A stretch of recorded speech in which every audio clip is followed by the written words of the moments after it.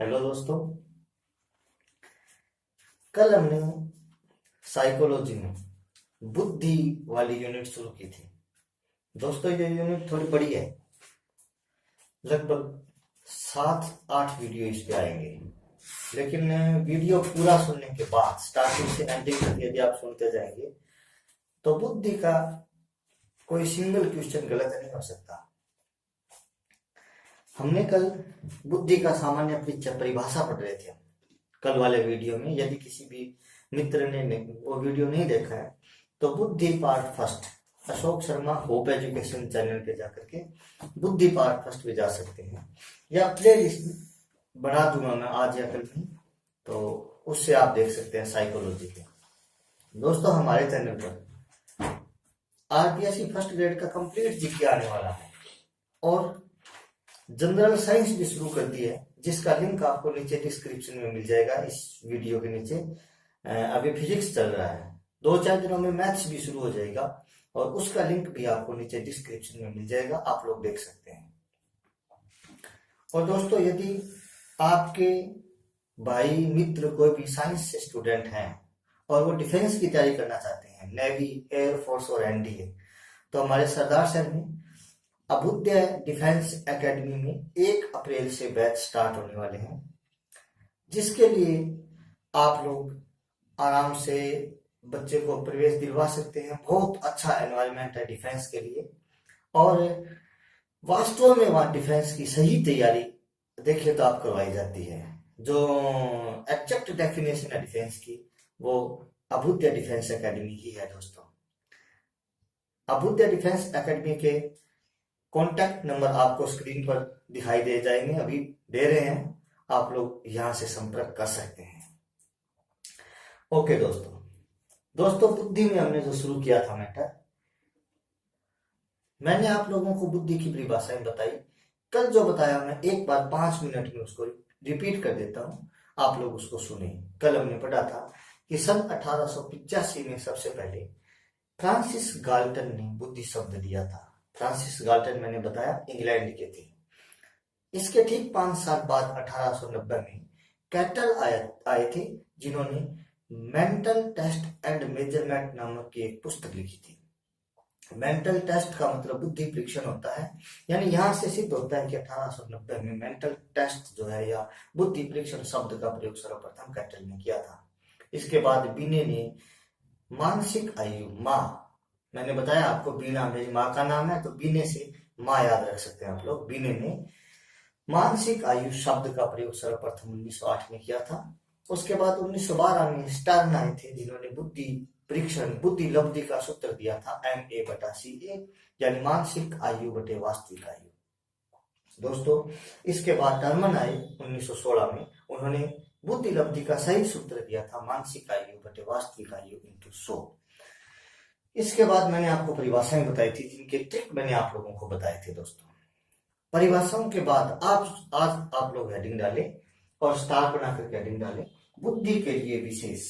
दोस्तों ये वीडियो जो है बुद्धि के प्रकार या बुद्धि के बारे में छोटी छोटी बातें, बुद्धि की विशेषताएं, ऐसी कुछ बातें मैं आपको लिखवाऊंगा। और इसके बाद आगामी जो वीडियो वो 2 घंटे का वीडियो आएगा लगभग, और वो वीडियो दोस्तों बुद्धि के सभी सिद्धांतों का आएगा। मेरा दावा है कि आपको एक एक लाइन याद हो जाएगी, बशर्ते आप वीडियो पूरा ध्यान से और स्टार्टिंग से एंडिंग तक देखेंगे। ऐसे स्किप करते जाएंगे 5 सेकंड 10 सेकंड तो देखो कुछ भी समझ में आने वाला है नहीं। ठीक है दोस्तों, तो आप आज स्टार बनाकर हेडिंग डालेंगे बुद्धि के लिए विशेष। विशेष का मतलब और क्या कुछ बुद्धि के लिए है, तो आप सबसे पहले 1 नंबर हेडिंग डालें और लिखें यहाँ बोरिंग। बोरिंग ने बुद्धि के लिए कुछ कहा था, बुद्धि परीक्षण के लिए कुछ कहा था एक्चुअली बोरिंग, और इसने बोर करने वाली बात कही थी। बोर हो जाते हैं जो हमारे वास्तव में पच नहीं सकती जो बात, इसने क्या बताया। बुद्धि परीक्षण जानते हैं आप लोग, बुद्धि परीक्षण में जो हम मापते हैं वही बुद्धि है, ये बात बोरिंग ने कही थी। बोर हो गए ना, वास्तव में वो बुद्धि थोड़ी है जो बुद्धि परीक्षण में आता है। बुद्धि तो बहुत, बुद्धि की तो परिभाषा ही नहीं दे पाए कोई। तो बोरिंग ने बताया कि बुद्धि परीक्षण बुद्धि परीक्षण लिख लो आप लोग साथ साथ। बुद्धि परीक्षण जो मापता है वही बुद्धि है। बुद्धि परीक्षण जो मापता है वही बुद्धि है। ये बात बोरिंग ने बताई थी दोस्तों, बोर होने वाली बात आप लोगों को बताई थी और आप बोर हो भी गए होंगे। कर दिया। नेक्स्ट बात, एक मनोवैज्ञानिक थे रोस। देखो एक लड़का था जिसका नाम था चेतन, और चेतन को हम नवीन परिस्थितियों में ले गए, और जब नवीन परिस्थितियों में ले गए तो उसमें रोष आ गया। तो आप लोग यहाँ हिंट लिख सकते हैं। पहले तो ये रोष की परिभाषा याद करने का हिंट है। नवीन परिस्थितियों में, चेतन को नवीन परिस्थितियों में ले जाने पर, ये हिंट है। नवीन परिस्थितियों में ले जाने पर रोष आता है या रोष आ गया। अब दोस्तों यहां से अब देखो, पूरी परिभाषा मेरे याद नहीं है, लेकिन मुझे इतना पता है कि जो रोष की परिभाषा है उसमें नवीन परिस्थितियां और चेतन नाम आएगा। अब नवीन परिस्थितियां तो दोस्तों पिंटर की परिभाषा में भी आया था कि जो नवीन परिस्थितियों में सामंजस्य स्थापित कर लेता है वो बुद्धि है। तो दोस्तों वहां क्या था कि जो पेंटर था वो नवीन परिस्थितियों में सामंजस्य स्थापित करता है, और यहाँ क्या है, रोष। चेतन को हम नवीन परिस्थितियों में ले गए तब रोष आया है। अब देखो आप परिभाषा, नवीन परिस्थितियों में, ये स्पेशल परिभाषा है दोस्तों। नवीन परिस्थितियों में चेतन अनुकूलन ही बुद्धि है। समझे आप लोग बात? अब देखो नवीन परिस्थितियां आ गई, चेतन आ गई। अब नवीन परिस्थितियों में सामंजस्य आ जाए तो हो जाएगी पिंटर की परिभाषा। नवीन परिस्थितियों में चेतन आ गया तो हो गई रोस की परिभाषा। बहुत बढ़िया बात है। नेक्स्ट बात, एक वैज्ञानिक थे मनोवैज्ञानिक है ये मन। याद रखना, मन कैसा होना चाहिए? नमनीय होना चाहिए। नमनीय यानी मन की नमनीयता सबको अच्छी लगती है। मन की नमनीयता सबको अच्छी लगती है दोस्तों। नवीन परिस्थितियां यहाँ भी आएगी। मन ने क्या परिभाषा बताया? अब देखो नमनीयता नाम आ रहा है ना, इसका मतलब इस परिभाषा में आपको नमनीयता नजर आएगी। नवीन परिस्थितियों को झेलने की मस्तिष्क की नमनीयता, नवीन परिस्थितियों को झेलने की मस्तिष्क की नमनीयता ही बुद्धि है। ये विशेष में क्यों लिखा रहा हूं दोस्तों मैं? ये इंपॉर्टेंट डेफिनेशंस हैं जो पीछे एग्जाम्स में कहीं कहीं आई हुई है, इसलिए मैं ये बता रहा हूं आपको। नेक्स्ट परिभाषा, बर्ट ने क्या बताया था? आप देखो बर्ट का मैं रह हटा रहा हूं। एक बार रह हटाऊंगा तो क्या बन गया? बट का मतलब क्या है? जैसे मान लीजिए आप दो दोस्त बैठे हैं और कोई कंफ्यूजन वाली बात आ गई कि यार हम घूमने जाना चाहते हैं, मान लीजिए घर वाले अनुमति नहीं दे रहे या पैसे कम दे रहे हैं। एक बार का बेटा हमारे पास 5,000 रुपए नहीं है तो एक बार 3,000 ही दूंगा। अब हम लोग कंफ्यूजन में हैं तो हम क्या कहेंगे? बट यार कोई डिसीजन तो लेना ही पड़ेगा, जाएं या नहीं जाएं। यही तो कहते हैं ना हम लोग। हम क्या करते हैं, कोई जो तर्क है, कोई जो बात है, पहले उसको समझेंगे, उसके बाद समझने के बाद हम उसका निर्णय लेते हैं। तो क्या कहते हैं कि बट यार कोई तर्क है, उसको समझना है तो उसका निर्णय तो अपने को लेना ही पड़ेगा यार, कोई निर्णय तो लो उसका, है ना।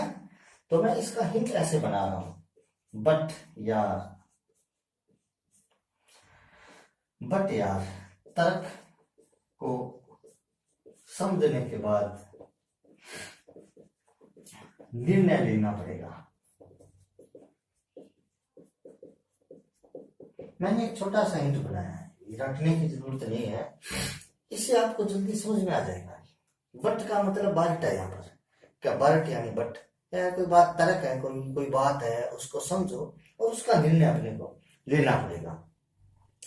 बुद्धि अच्छी तरह निर्णय, बुद्धि अच्छी तरह निर्णय लेने, निर्णय करने, समझने वह तर्क करने की योग्यता है, तर्क करने की योग्यता है। अब दोस्तों देखो, आप कुछ समझ में आया आपको? निर्णय नाम आते ही आपके दिमाग में आ जाएगा कि बट निर्णय तो लेना पड़ेगा यार, ये आ गया। मन की नमनीयता, तो ये रहा नमनीयता। अब कंफ्यूजन कहाँ कहाँ होता है देखो आप, मैं आपको कंफ्यूजन वाली बातें बताता हूँ। मैंने कल प्रिंटर की परिभाषा बताई, उसमें नवीन परिस्थितियां नाम था, रोज की में भी नवीन परिस्थितियां नाम है, मन की में भी नवीन परिस्थितियां नाम है। प्रिंटर वाली परिभाषा आप लोग पीछे जो नोट्स बनाए हैं उसके पेज में देखो आप, तो आपको दिखाई दे जाएगी। वहां क्या था, नवीन परिस्थितियों में सामंजस्य की योग्यता बुद्धि है। तो वहां मैंने बताया आपको कि जो पेंटर होता है वह नवीन परिस्थितियों में सामंजस्य स्थापित कर सकता है।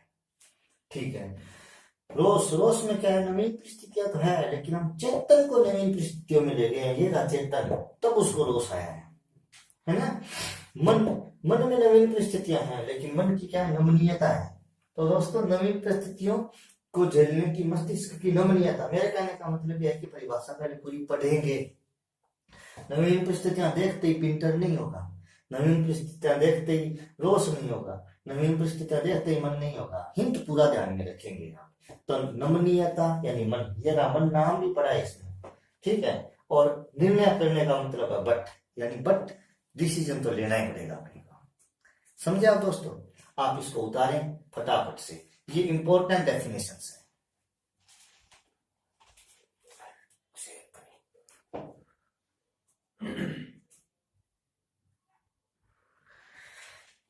वीडियो पॉज करके उतारना, ठीक है दोस्तों।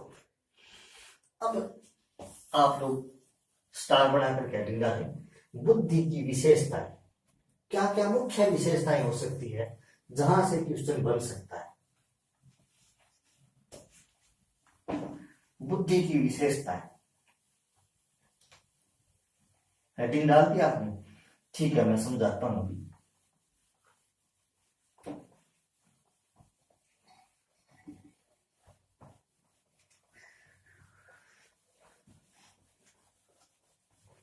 बुद्धि की विशेषताएं, नंबर 1 बात, बहुत ही मतलब इंपॉर्टेंट प्रश्नों की श्रेणी में प्रश्न आते हैं। जैसे एक प्रश्न आया, बुद्धि होती है ऑप्शन ए जन्मजात, ऑप्शन बी अर्जित, ऑप्शन सी दोनों ही नहीं, ऑप्शन डी दोनों ही। दोस्तों बुद्धि जन्मजात होती है, ठीक है। तो आप देखो बुद्धि की विशेषताएं, बुद्धि की विशेषताएं डाल दी होगी आप लोगों ने। 1 नंबर बात, बुद्धि जन्मजात होती है। अब आप समझे, आप कहेंगे सर बुद्धि अर्जित भी होती है। नहीं, अर्जित ज्ञान होता है, बुद्धि नहीं होती है, अर्जित बुद्धि नहीं होती है। हालांकि एक वैज्ञानिक थे, मैं उनका नाम भूल रहा हूं अभी, मनोवैज्ञानिक थे, मैं नाम भूल गया, अभी बता रहा हूं। वर्मन ने बताया था कि बुद्धि 3 प्रकार की है। तो वो अलग अलग सिद्धांत में आएंगे, लेकिन बुद्धि मूल रूप से जन्मजात होती है। तो आप लोग 1 नंबर लिखेंगे, बुद्धि जन्मजात होती है। 2 नंबर बात, बुद्धि आनुवंशिकता से प्राप्त होती है।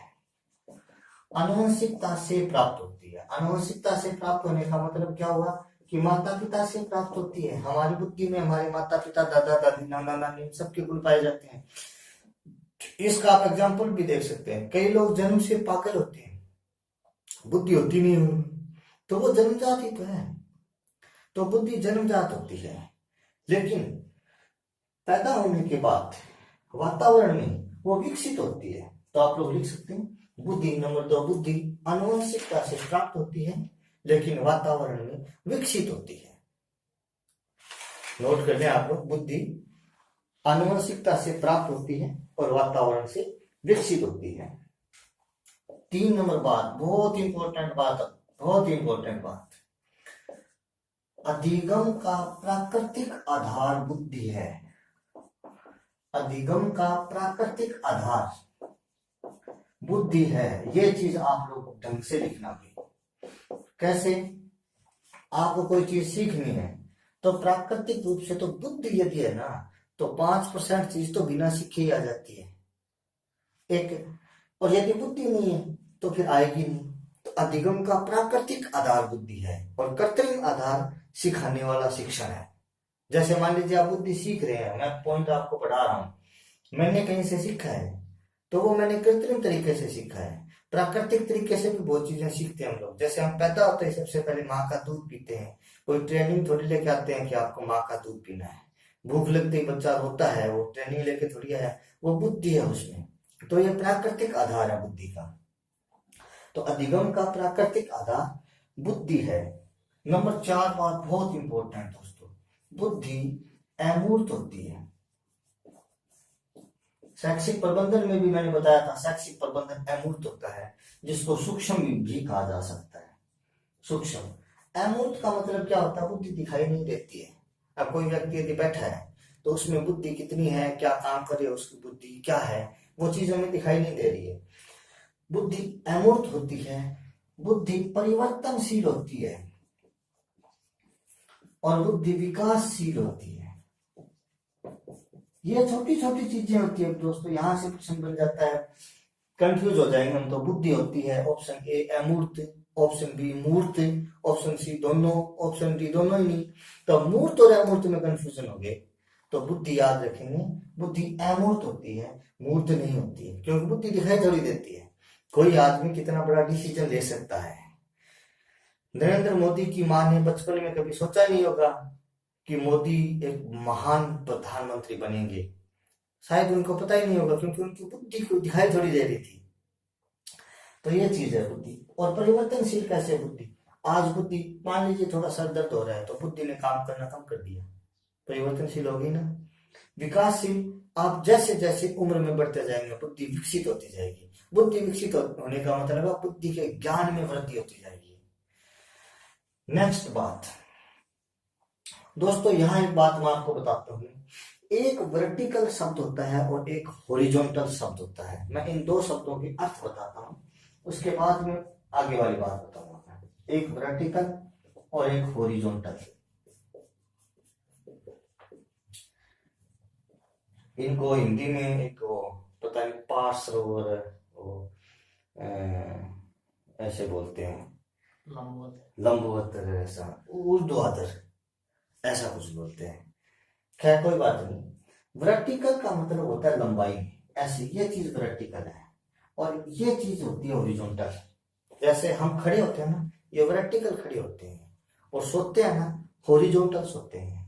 हमारी लंबाई बढ़ती है ना, हम वर्टिकल बढ़ रहे हैं, हमारी मोटाई बढ़ रही है, हम हॉरिजॉन्टल बढ़ रहे हैं। याद रह जाएगा, वर्टिकल खड़े होने वाली पोजीशन, हॉरिजॉन्टल सोने वाली पोजीशन। ठीक है।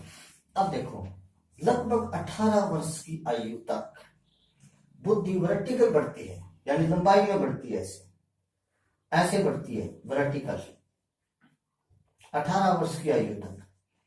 और उसके बाद बुद्धि 18 साल के बाद बुद्धि हॉरिजॉन्टल बढ़ती है, वर्टिकल वृद्धि रुक जाती है। तो आप लोग इसको ऐसे लिखें, आराम से लिख लो, 18 वर्ष की आयु तक, 18 वर्ष की आयु तक। एक बार सॉरी आपने ये भी नहीं लिखा है, तो पहले तो आप ये लिखो, नंबर 1 बुद्धि जन्मजात होती है। लिख लो, मैं लिखवा ही देता हूं, बुद्धि जन्मजात होती है। नंबर 2 बुद्धि आनुवंशिकता से प्राप्त होती है तथा वातावरण में विकसित होती है। आनुवंशिकता से प्राप्त होती है तथा वातावरण में विकसित होती है। नंबर 3 इंपॉर्टेंट लगा करके लिखेंगे, अधिगम का प्राकृतिक आधार बुद्धि होता है। नंबर 4 लिख लेंगे, बुद्धि अमूर्त, परिवर्तनशील, विकासशील। अमूर्त के ब्रैकेट में सूक्ष्म भी लिख सकते हैं। बुद्धि अमूर्त, सूक्ष्म ब्रैकेट में परिवर्तनशील तथा विकासशील होती है। नंबर 5 लिखेंगे, 18 वर्ष की आयु तक बुद्धि वर्टिकल बढ़ती है, बुद्धि वर्टिकल बढ़ती है तथा इसके पश्चात बुद्धि हॉरिजॉन्टल रूप से बढ़ती है।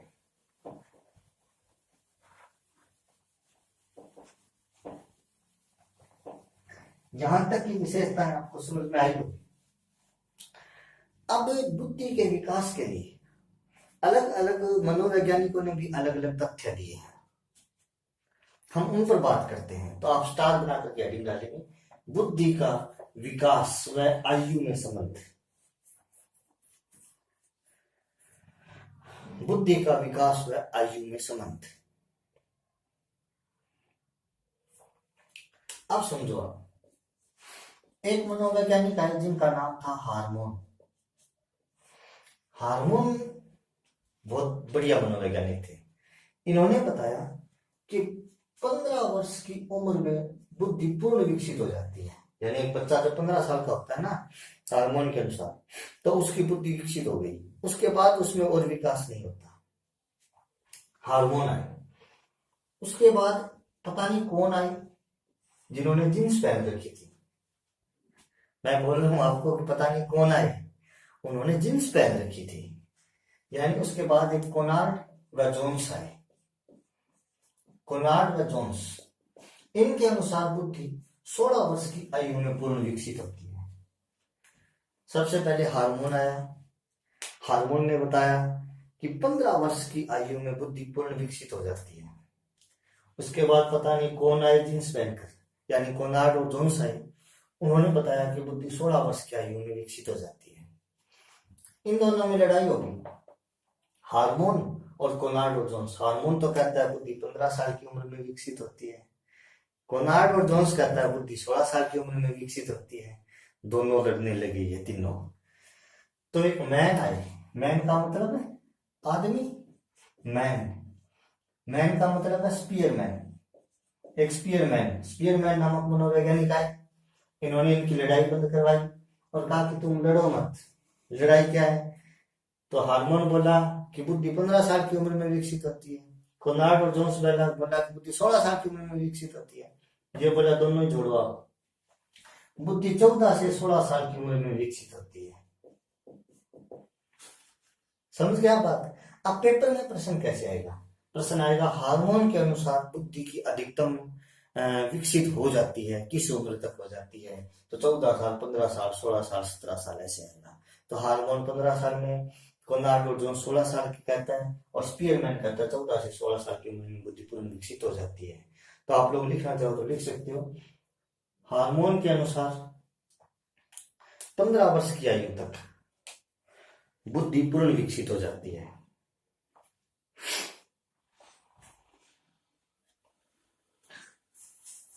इसी प्रकार नंबर 2 लगा करके लिख सकते हैं, कोनार्ड व जोन्स के अनुसार 16 वर्ष की आयु तक बुद्धि पूर्ण विकसित हो जाती है।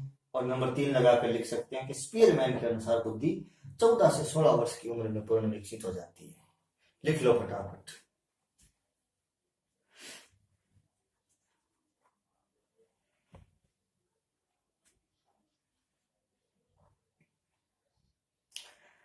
अब आगे की बात सुनो। आप ये कर लिया क्या आप लोगों ने?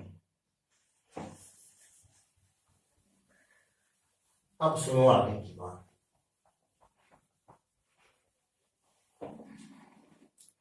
अब लिखो दोस्तों, ज्ञान व बुद्धि, स्टार बना करके छोटा सा हेडिंग डाल लो, ज्ञान व बुद्धि। यहां से प्रश्न दोस्तों सत्य असत्य कथन से बनता है। ऑप्शन, एक बार प्रश्न सुनना चाहो सुन लो। जैसे प्रश्न आता है, सत्य कथन है, ऑप्शन ए ज्ञान साध्य है, बुद्धि साधन है। ऑप्शन बी बुद्धि साध्य है, ज्ञान साधन है, ऑप्शन सी दोनों साध्य है, ऑप्शन डी दोनों साधन है। तो अब एक बात आप थोड़ा सा समझेंगे, बुद्धि और ज्ञान में से हम वृद्धि किसकी कर सकते हैं? क्या बुद्धि को बढ़ाया जा सकता है? नहीं बढ़ाया जा सकता। ज्ञान में वृद्धि की जा सकती है। कोई भी इंसान ज्ञान बढ़ा सकता है। बुद्धि जिसके पास है वो बुद्धि के द्वारा ज्ञान बढ़ा सकता है, लेकिन ज्ञान के द्वारा बुद्धि नहीं बढ़ा सकता।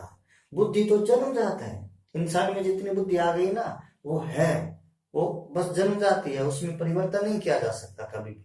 ज्ञान बढ़ाया घटाया जा सकता है। तो बुद्धि के द्वारा ज्ञान को बढ़ाया जा सकता है, ज्ञान के द्वारा बुद्धि को नहीं बढ़ाया जा सकता। तो मैं पहले लाइन लिख देता हूं, आप लोग भी लिख लो। बुद्धि के द्वारा ज्ञान को बढ़ाया जा सकता है, बुद्धि के द्वारा ज्ञान को बढ़ाया जा सकता है, लेकिन ज्ञान से बुद्धि को नहीं बढ़ा सकते।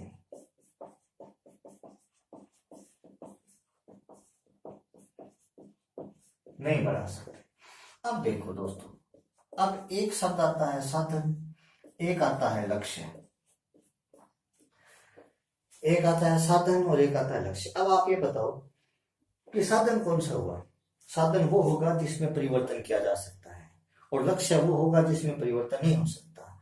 आरपीएससी का एग्जाम 15 जुलाई को है, तो ये हमारा लक्ष्य है कि 15 जुलाई को एग्जाम है हमारा।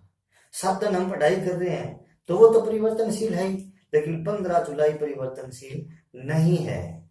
इसलिए दोस्तों साधन क्या हो गया? ज्ञान। लक्ष्य क्या हो गया? बुद्धि। तो याद रखेंगे आप लोग, यहां से प्रश्न बन सकता है। तो बुद्धि के द्वारा ज्ञान को बढ़ाया जा सकता है, तो परिवर्तन किसमें हुआ? ज्ञान में हुआ, क्योंकि ज्ञान बढ़ाया जा सकता है, बुद्धि नहीं। तो जो लक्ष्य है वो अपरिवर्तनशील है, इसलिए लक्ष्य बुद्धि हो गया। आप लोग इसको नोट करें फटाफट। ठीक है दोस्तों, आगे वाला पॉइंट आता है बुद्धि के प्रकार। बुद्धि के प्रकार स्टार बना करके डाल सकते हैं आप लोग। बुद्धि के प्रकार, कैपिटल ए, थार्नडाइक के अनुसार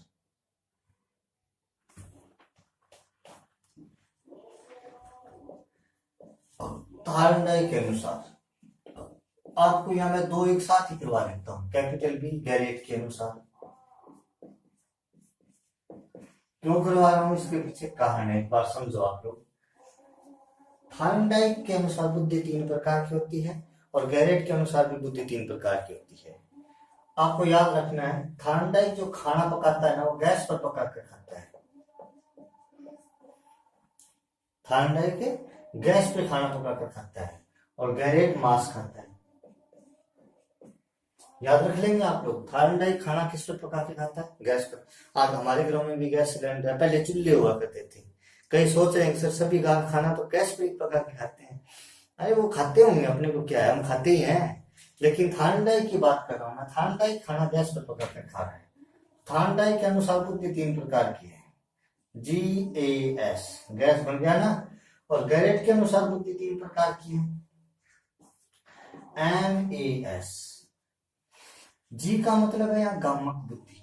थार्नडाइक के अनुसार बुद्धि का पहला प्रकार है गामक बुद्धि, दूसरा प्रकार है अमूर्त बुद्धि, और तीसरा प्रकार है सामाजिक बुद्धि।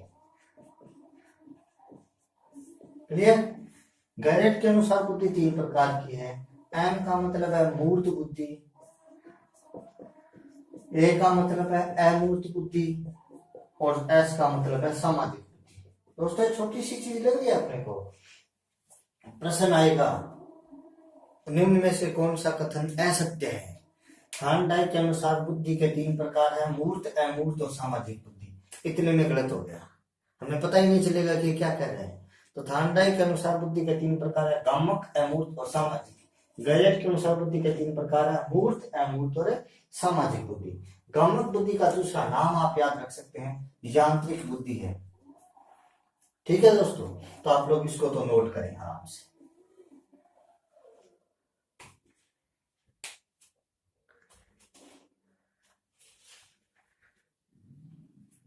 कर लिया नोट? आगे देखो,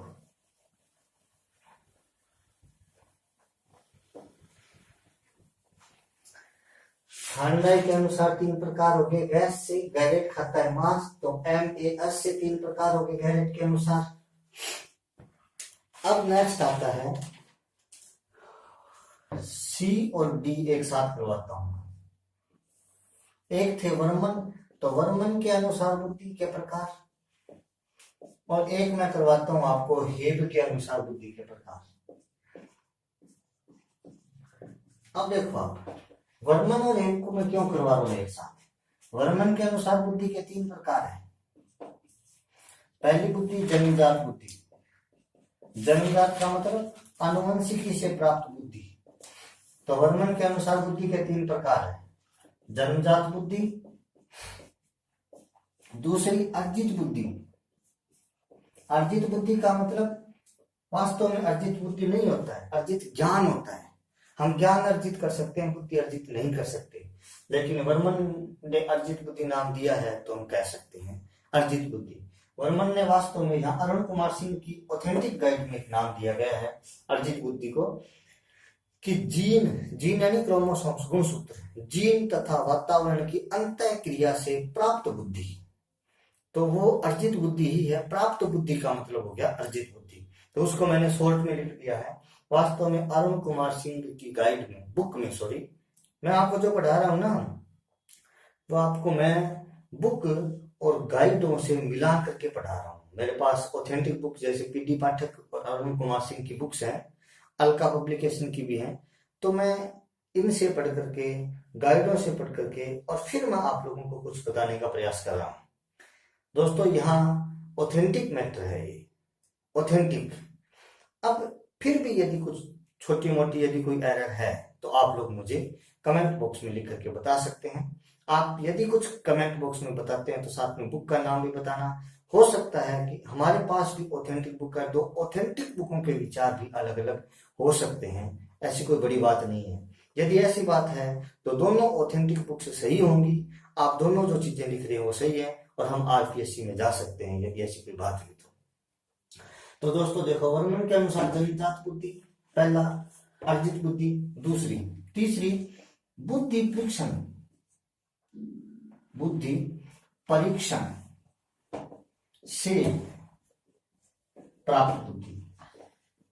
यानी हम लोगों को एक तो जन्मजात बुद्धि, वर्मन ने बताया बुद्धि 3 प्रकार की है, एक जन्मजात बुद्धि आनुवंशिकी से प्राप्त होगी, एक वातावरण से अर्जित बुद्धि, और तीसरी जो बुद्धि परीक्षण मापता है वो बुद्धि वर्मन ने बताया।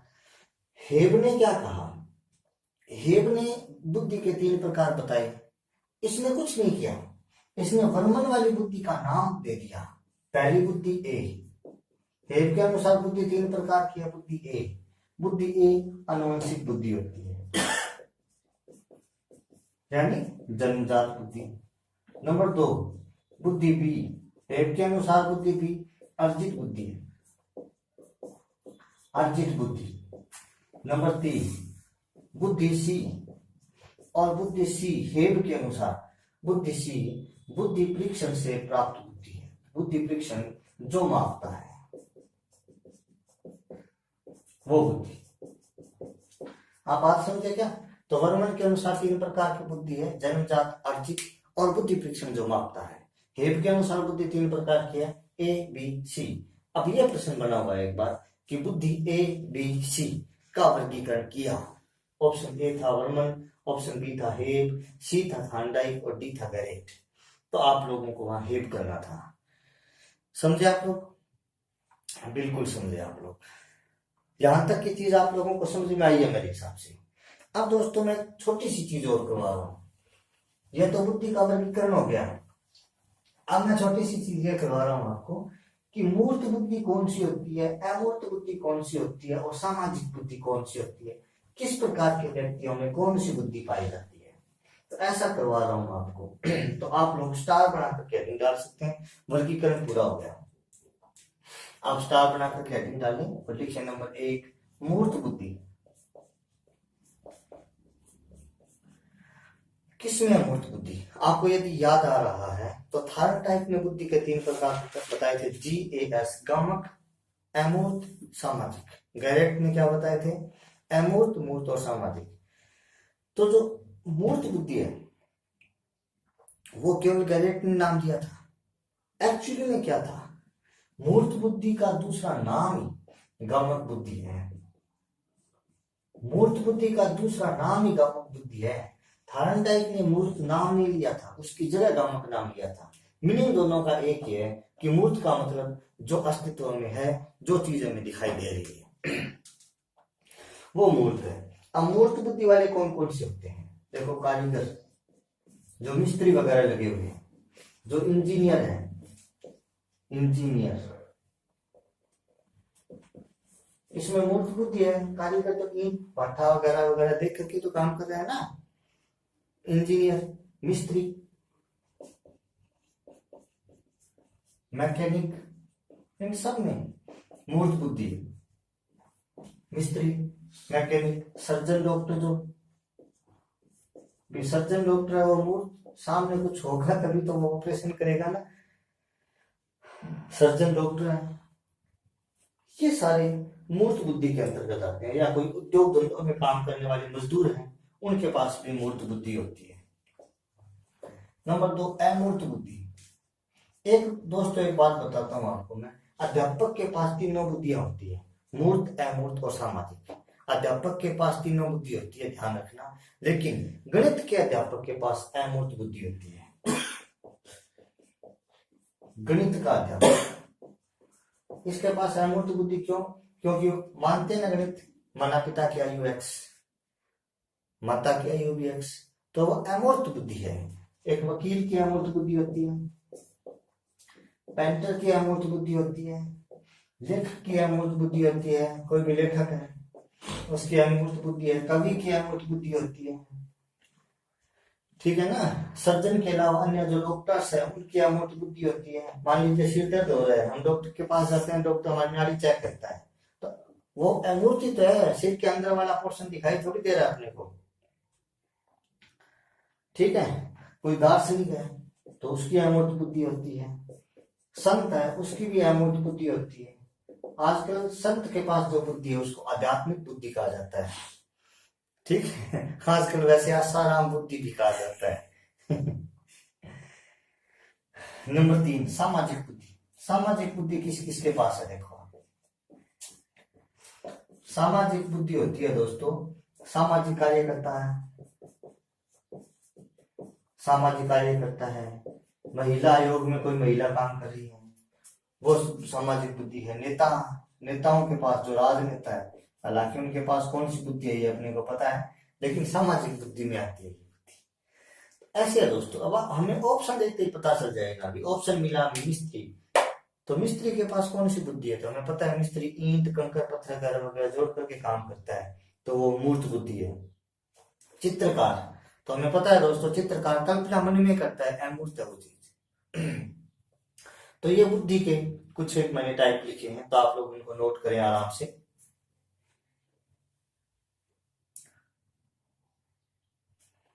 कर दिया? वीडियो पॉज करके कर सकते हैं, नहीं किया तो। अब दोस्तों एक चीज लिखो आप लोग, स्पेशल लिख करके लिखो, विशेष लिख करके। प्रश्न एक आया हुआ है बोर्ड आपके आज टेट 2012 में, तो या तो आप उस क्वेश्चन को लिख लो, क्वेश्चन लिख लो, मैं मिटा ही देता हूं और लिख देता हूं क्वेश्चन।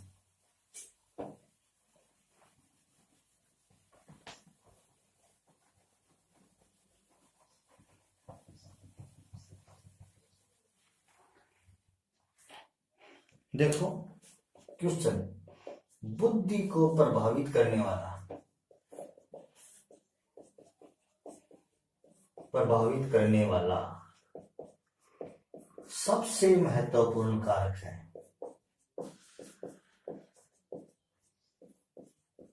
सबसे महत्वपूर्ण कारक है ऑप्शन ए परिवार, बी वातावरण,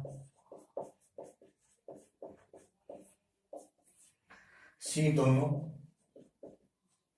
डी दोनों ही नहीं।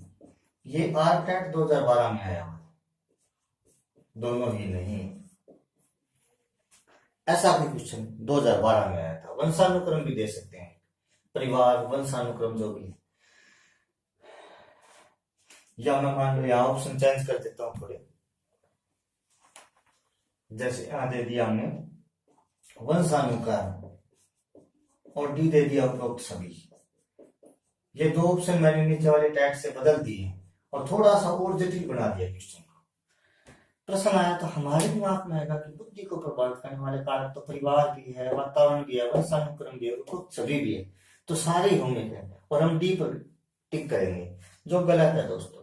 देखो यदि प्रश्न ऐसे आता है बुद्धि को प्रभावित करने वाला कारक है, ये नाम नहीं दिया हो, तो उपरोक्त सभी उत्तर होगा। बुद्धि को प्रभावित सभी करते हैं, परिवार भी करता है, अनुवंशिकी भी करता है, वातावरण भी करता है, लेकिन सबसे महत्वपूर्ण कारक वातावरण होगा। समझ गए आप बात? तो बुद्धि को प्रभावित करने वाला सबसे महत्वपूर्ण कारक प्रश्न पूछा है तो वातावरण है, और यदि सीधा पूछ लिया बुद्धि को प्रभावित करने वाला कारक है तो उपरोक्त सभी है, तो आप दोनों तरीकों से प्रश्न लिख लेंगे।